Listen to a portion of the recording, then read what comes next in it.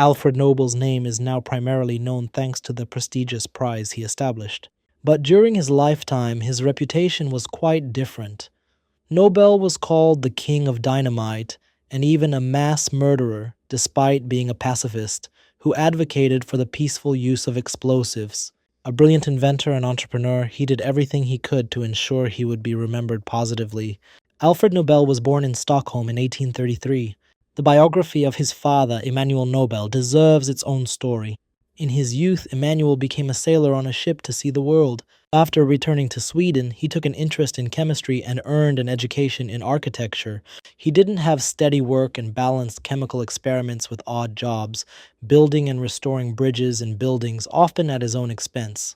He also dabbled in machine tool development and conducted explosive experiments, aiming to create his own type of naval mine. Emanuel was inventive and enterprising, but not all of his ideas succeeded, and his inventions found little use in Sweden. The family's situation worsened after a fire destroyed their home and a significant portion of their property. In 1833, with mounting debts, Emanuel declared bankruptcy. Attempts to start a new business or find a job led to him founding a rubber factory in 1835, another failure. To avoid debtor's prison, he moved to Finland, then part of the Russian Empire, leaving his family in Sweden in hopes of quickly finding work and bringing them over later. Responsibility for the children fell entirely on Alfred's mother, Andrietta. She opened a small grocery shop, but profits were minimal. The older sons, Ludwig and Robert, sold matches on the street. Once, Robert lost a coin on his way back from school, a major financial blow to the family. Alfred's early childhood was far from easy. He was a sickly, melancholic boy who preferred books over friends. He started school in 1841 and proved to be an outstanding student, though not well liked by his peers. After just a year, the family moved to join Emanuel in St. Petersburg. According to one version, Emanuel was invited to Russia by the government. Another suggests he went hoping that the country's militaristic policies would allow him to build a successful business. He demonstrated a naval mine he had developed to the Russian Ministry of War and was given 25,000 rubles to create a production facility, along with a directive to continue development. Later, he received an additional 40,000 rubles and permission to build a foundry. Encouraged by his success, Emanuel continued developing his ideas in various fields. He is even credited with inventing a hot water circulation heating system. The family's finances steadily improved. Emanuel was able to provide his children with a good education and repay his Swedish creditors. Alfred was homeschooled, and one of his tutors was Nikolai Zenin, a prominent chemist and future head of the Russian Chemical Society.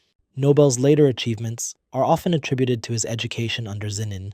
Thanks to language and history teacher Lars Santason, Alfred also learned Swedish, Russian, French, English, and German.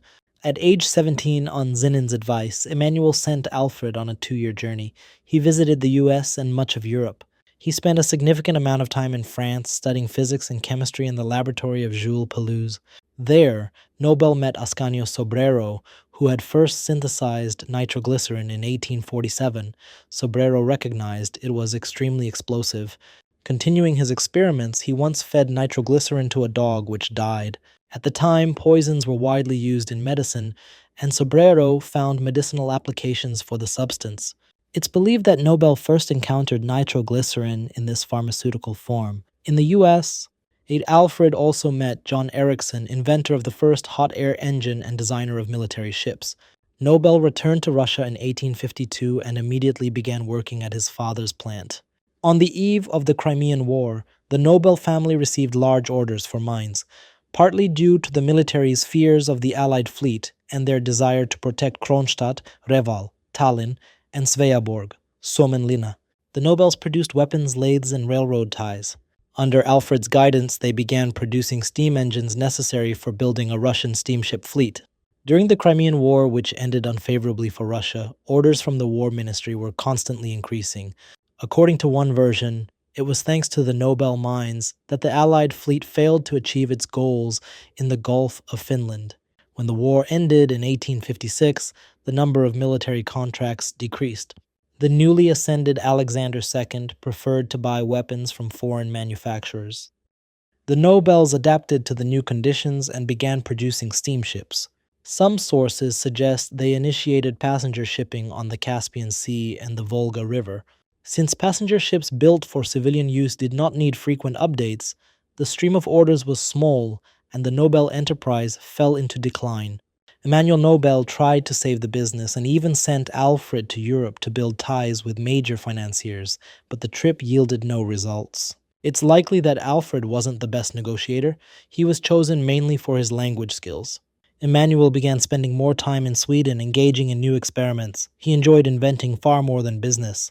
The Nobel sons tried to revive the company but had little success. By 1859, the family enterprises had collapsed entirely.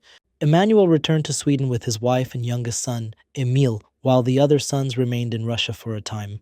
Later, Ludwig, whom Emmanuel considered a genius, would profit from the bankruptcy of his father's company. In 1862, he would found the Ludwig Nobel factory, better known as Russian Diesel, where his older brother Robert would also work.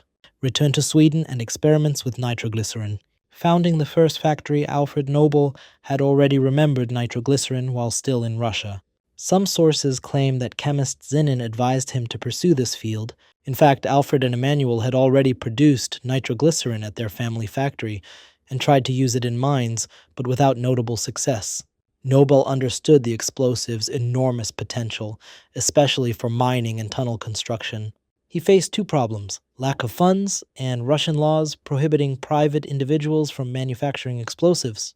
The legal issue was easily resolved. Alfred went to Sweden to join his father. Emmanuel had made several inventions through his experiments, but lacked the funds to start a company. Upon arriving in Sweden, Alfred almost immediately had to travel to Europe to secure capital. He approached the wealthy French financiers, the Pereire brothers. They had previously visited Russia and were interested in steam engines, which gave them common ground. Alfred secured a substantial loan of 100,000 francs, which allowed the Nobels to begin serious experimentation with nitroglycerin. The family moved to a farm outside the city, where experiments could be conducted more safely. The money was used to buy necessary components, and together they built a laboratory and a small factory. There's information suggesting that Alfred returned to St. Petersburg with he and his father experimenting in parallel. Their main challenge was controlling the explosion, developing a reliable detonator. Emmanuel had tried using a firearm primer before securing funding, but the result was an uncontrollable explosion. There is information suggesting that Alfred returned to St. Petersburg with he and his father experimenting in parallel. Their main challenge was controlling the explosion, developing a reliable detonator. Emmanuel had tried using a firearm primer before securing funding, but the result was an uncontrollable explosion. After securing financing, the experiments resumed. Unlike his father, who had only fragmented chemical knowledge, Alfred succeeded in solving the problem. His design was as follows: nitroglycerin sealed in a metal tube, placed in a steel cylinder filled with black powder and ignited by a fuse. In 1862, Alfred successfully tested his detonator near a canal at his brother Ludwig's factory. This became the famous Nobel detonator. In 1867, Alfred would improve it further with a mercury fulminate ignition system and use it in dynamite. Alfred hastened to report his success to his father in Sweden, but Emmanuel, who had struggled with the same problem, accused him of stealing the invention. Alfred replied with a detailed letter rejecting the accusation and clearly explaining his design. Eventually the two reconciled, but the incident troubled Alfred for a long time. Afterward, Alfred returned to Sweden to work with his father. Some believe he created the detonator before receiving the loan from the Pereire brothers, but based on known timelines, this is unlikely. In 1863, Nobel created an injector mixer that enabled continuous industrial production of nitroglycerin. The tragedy and the aftermath. Despite precautions, disaster struck. On September 3, 1864, 100 kilo of nitroglycerin exploded at the factory, destroying the old wooden building. Alfred was away and unharmed. Emile Nobel, age 20, who was visiting for the holidays, was conducting experiments with 3 workers. All were killed. The bodies were unidentifiable. Emmanuel and Alfred lied to the police, claiming Emile wasn't in the building and that the workers had violated safety rules. They feared a ban on their experiments. Emmanuel, deeply affected, suffered a stroke 2 weeks later and remained bedridden for life. Alfred refused to give up. His determination was bolstered by a visit from Taliaferro Schaffner, a self-proclaimed mine expert. After witnessing the power of nitroglycerin, Schaffner offered to buy U.S. rights for $200,000. When Alfred refused to lower the price, Schaffner tried to have the invention stolen with help from the U.S. ambassador, but failed. Schaffner then claimed to be the inventor, opened a factory in the U.S. using stolen methods, and attempted to patent the technology before Alfred. Nobel had to fight him in court to protect his invention. The attention convinced Nobel of the global value and potential profitability of his work. It took a year to resume work. During this time, public distrust increased, and there were calls to ban nitroglycerin experiments altogether, international expansion, and dynamite. Nobel didn't give up. Exactly a year after the explosion, he conducted a public demonstration of nitroglycerin. No one was harmed, and the Swedish government acknowledged its usefulness in blasting. Despite receiving major orders, there was a problem. I want to say thank you to everyone who made this video possible. All those who support the channel. If you enjoy what I do and want to support me as well, you can do so through the links in the description. Now, let's dive into our story. There was a problem. No one wanted a nitroglycerin plant nearby. So Nobel created a floating laboratory on a barge in Lake Mellerin. But the dampness and rocking made work difficult and dangerous. His aunt's acquaintance, financier Johann Wilhelm Schmidt, came at the right time. Schmidt noted that Nobel had no precise nitroglycerin formula, and the patent description was vague. Still, the detonator design was impressive. With state rail authorities recognizing nitroglycerin's value, Schmidt agreed to help and brought in partners. Thus was born Nitroglycerin AB, the world's first company to manufacture nitroglycerin. Schmidt also secured land near Vinterviken Bay, far from populated areas. Alfred oversaw construction and took on multiple roles from director to salesman. His childhood friend Alaric Liedbeck was his key assistant. As the company grew, opposition increased. Fearing a shutdown, Nobel promoted the product with public demonstrations. He even invited Crown Prince Oscar to witness a test that impressed both the media and the royal court. Still, rumors of a national ban spread. Nobel realized he had to go international, and quickly to avoid others patenting his invention abroad. He launched a massive international patent campaign. This sidelined Ascanio Sobrero, the actual discoverer of nitroglycerin. In each country, Alfred partnered with local investors and created regional companies, usually keeping 20–30% shares. By the end of his life, he owned part of around 100 factories worldwide. The first foreign factory was in Krimmel, Germany, far from settlements. Nobel worked with Swedish-German businessmen Wilhelm and Theodor Winkler and lawyer Bardman. They founded Alfred Nobel Co., quickly expanded and shipped products globally. Though Britain granted an early patent, it favored gunpowder. Nobel visited, held demos, built contacts, and boosted sales, especially in Wales. In 1866, Nobel arrived in the US, where nitroglycerin was already known. But just before his visit, a warehouse in San Francisco exploded, causing panic. Still, Alfred gave demonstrations, showing how nitroglycerin was safe when handled properly. He poured it on rocks and lit it, no explosion. He even threw a box of it off a cliff, again no explosion. He explained its detonation temperature and why it was safe to transport. He showed that the San Francisco blast was caused by sawdust soaked in nitroglycerin, igniting from a stray spark. A U.S. federal commission interviewed him. Alfred admitted he didn't fully understand all possible triggers for nitroglycerin detonation. At this time, he also won his lawsuit against Schaffner, who then offered to collaborate. Nobel agreed since Schaffner had U.S. government contacts and a unique packaging method. Their American company Blasting Oil was born. Schaffner was president.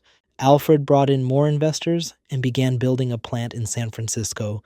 The team was international: Swedish engineers, Chinese laborers, and American managers.